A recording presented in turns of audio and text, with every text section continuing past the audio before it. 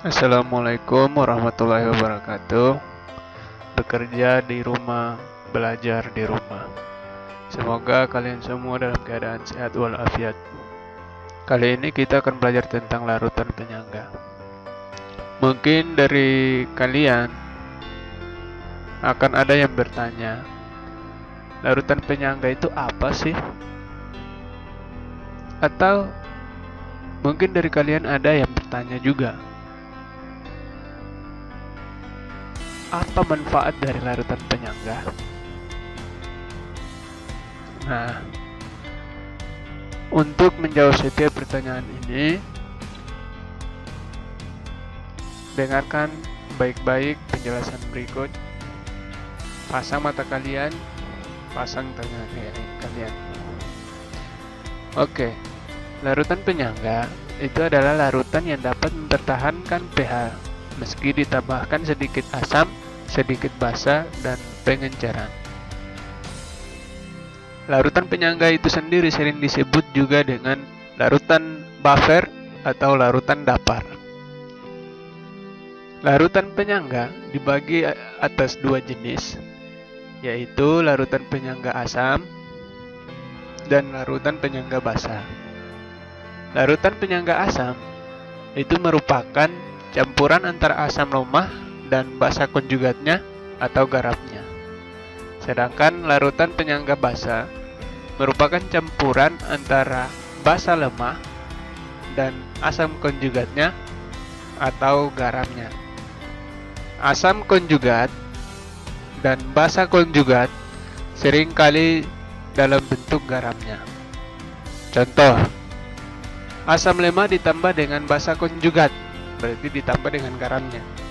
CH3COOH ditambah dengan CH3COONa. Nah, ini garam dari CH3COOH atau seringkali kita kenal dengan asam cuka atau asam asetat.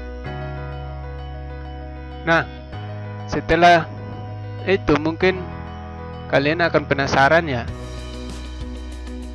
untuk membuat larutan penyangga itu bagaimana? Untuk membuat larutan penyangga itu ada beberapa cara, ada dua cara, yaitu cara langsung dan cara tidak langsung. Untuk membuat larutan penyangga cara langsung, larutan penyangga asam dapat dibuat dengan langsung mencampurkan antara asam lemah dengan garamnya, seperti contoh di atas tadi.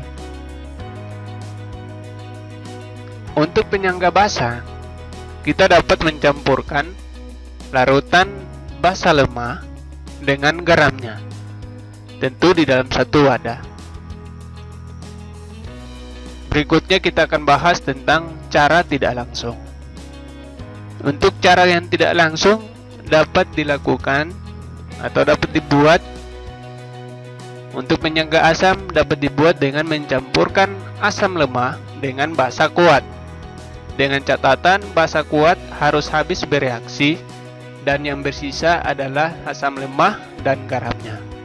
Contoh, CH3COOH ditambah dengan NaOH. NaOH ini merupakan basa kuat, kemudian menghasilkan garamnya dan air.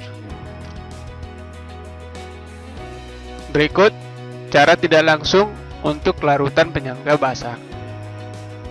Dapat dibuat dengan mencampurkan basa lemah dengan asam kuat.